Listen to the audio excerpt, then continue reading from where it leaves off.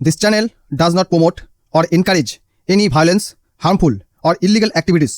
All content provided by this channel is meant for educational purpose only. আইসা দেখবে ভারতীয় BSF নাই, ওখানে রয়েছে আর্মি। এদের কাছে এমন এমন অস্ত্র যা দেখার পর বিজিবি ভাববে, হায় রে, কেন যে মরতে সেনার নাম লিখাইছিলাম, এখন আমাদের কে বাঁচায়, হাত তুলে দাঁড়ায় যাব। সেই ভয়ে এরা দিনরাত কাঁপে। সেই সুযোগে বিজিবি পালানোর সময় পেয়ে যাবে। তাই কেউ যাবেন না। ওরা ওদিকে 4 জন 5 জন, এদিকে আমরা 400-500, কিছু বালটাও শিখতে পারুম না। আমাদের হাঁটু ঠক ঠক করে কাঁপে। বন্ধুরা, ভারত বাংলাদেশ সীমান্তে ভারতের দিকে পাহারা দেয় বিএসএফ এবং বাংলাদেশের দিকে পাহারা দেয় বর্ডার গার্ড বাংলাদেশ বা বিজিবি। বিজিবি যখন পাহারা দেয় তাদের সঙ্গে অনেক বাংলাদেশি নাগরিককে আমরা দেখতে পাই, কিন্তু ভারতের দিক থেকে দেখতে পাই না।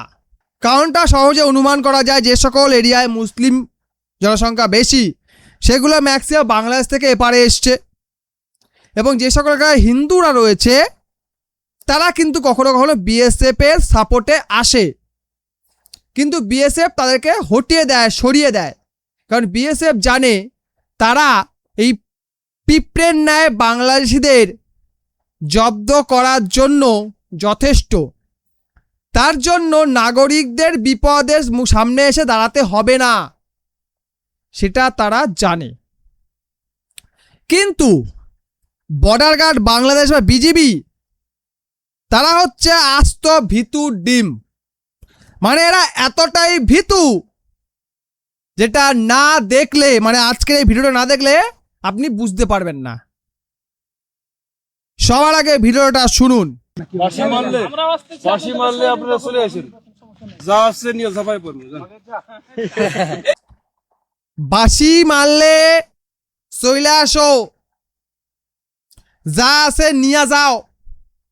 ওখানকার নাগরিকরা হাসতাছে।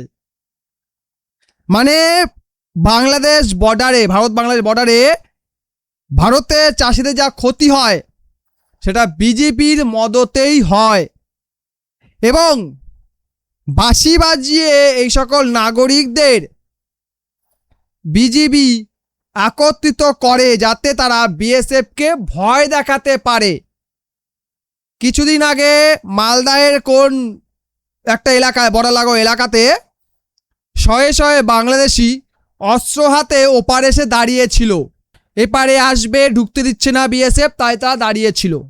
বিজিবি যাদের কাছে ন্যূনতম আধুনিক অস্ত্রটুকু নেই, তারা ভারতের বিএসএফকে ভয় দেখায়। বাংলাদেশের নাগরিক মনে করে এখন যদি ভারতের সঙ্গে কোনো রকমভাবে যুদ্ধ বাঁধে, সেখানে ভারতকে তারা হারিয়ে দেবে, অনায়াসে হারিয়ে দেবে। কিন্তু বাংলাদেশি সেনা তারাই একমাত্র জানে বাস্তবটা ঠিক উল্টো। যদি যুদ্ধ লাগে, যুদ্ধ লেগেছে শুনলেই বাংলাদেশের অর্ধেক সেনা অক্কা পাবে, বলবে ভারতের সঙ্গে যুদ্ধ লাগছে, আমাদের জীবনটা শেষ হইয়া গেল। বাকি সে অর্ধেক থাকবে, তার ঠক ঠক করতে কাঁপতে কাঁপতে বর্ডারে আসবে। আইসা দেখবে ভারতীয় বিএসএফ নাই, ওখানে রয়েছে আর্মি। এদের কাছে এমন এমন অস্ত্র যা দেখার পর বিজিবি ভাববে, হায় রে, কেন যে মরতে সেনার নাম লিখাইছিলাম, এখন আমাদের কে বাঁচায়, হাত তুলে দাঁড়ায় যাব। কিন্তু হাত তুললেও তো মারবে, না তুললেও মারবে। দেখি বন্দুকটা চলে কি না। ধাক্কা ধুক্কা মেরে যদি এক আধটা গুলি বেড়ায়, ছুঁড়ে ভয় দেখাবো। এই ভেবে যখন তারা বন্দুকটায় হাত দিবে, মানে টিকারের কাছে হাত দিতে যাবে, তখনই ওপাশ থেকে 2 দাই করে ছুটে আসবে, এদিকে ফুই ফাই হয়ে যাবে। সেই ভয়ে এরা দিনরাত কাঁপে যে কিভাবে আমরা লড়ব। তার জন্য একটাই রাস্তা, দেশের নাগরিকদের সামনে আগায় দাও, যেমন পাকিস্তানিরা করে। বাচ্চা বুড়ো এদের আগায় দাও। ভারতীয় সেনা ভাববে তো সিভিলিয়ান নাগরিক, এদের মারা যাবে না। সেই সুযোগে বিজিবি পালানোর সময় পেয়ে যাবে। এই কারণে এরা বাঁশি বাজায়া বাংলাদেশি নাগরিকদের ডাকে বর্ডারে ডাকার পর তাদেরকে ঢাল বানায়া বিএসএফকে ভয় দেখায়। কারণ আমরা প্রতিটা ভিডিওতে দেখেছি ভারতের দিকে বিএসএফ দাঁড়িয়ে আছে, 4-5 জন বিএসএফ, ওপারে কুত্তার মতো ঘেউ ঘেউ করছে শয়ে শয়ে বাংলাদেশি, সেসঙ্গে বিজিবি মাইকিং করে যাচ্ছে সামনে বর্ডার, কেউ ভারতের সীমানায় যাবেন না, গেলে আমরা কিছু করতে পারুম না, ওদিকে আমাদের বাপেরও বাপ দাঁড়ায় আছে, গুলি মাইরা দিবে, আমরা বললেও শুনবে না, আমরা যদি গুলি মারতে যাই আর কেউ জানতো ফিরবে না, তাই আমরা গুলি মারতে পারুম না, আমরা নপুংসক, তাই কেউ যাবেন না, ওরা ওদিকে 4 জন 5 জন, এদিকে আমরা 400-500, কিছু বালটাও শিখতে পারুম না, তাই সকলকে কইতেছি কেউ এগাইবেন না, আপনাদের আমরা ডাইক্কা আনছি ঠিকই, কিন্তু একটু ভয় ঠয় দেখাইন। তখন বাঙালি নাগরিকরা কয়, শালা ভয় কি দেখাই, শালারা তো ভয়ই পায় না, বলে হ্যাঁ বটে, ওরা একটু সাহসী, ওদের দম আছে, ওরা তো আমাদের মতো নয়, ওরা তো আমাদের মতো ভিতর ডিম নয়, তাহলে একটু সাহসটা বেশি, সবাই তো আর বাংলাদেশি নয়, বাংলাদেশি বর্ডার গার্ড সবাই তো নয়, তাই ওরা কোনো ভয় ঠয় পায় না।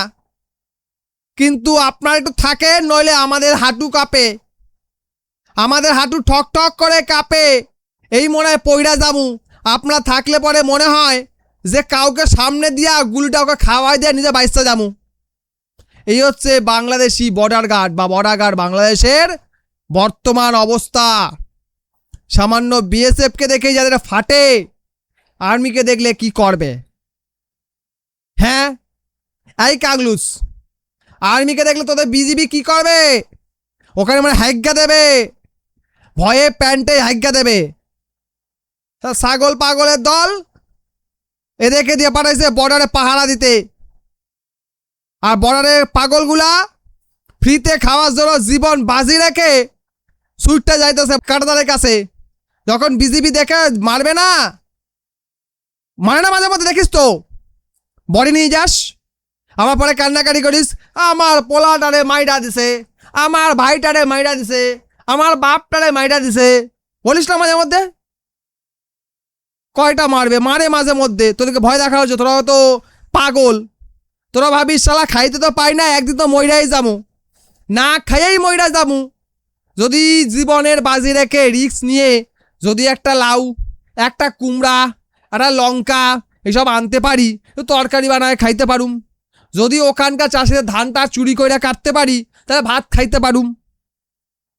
তাই তোরা এরকম করিস, সেটা আমরা ভালো করেই বুঝি। আর এটা বোঝে না কারা জানিস?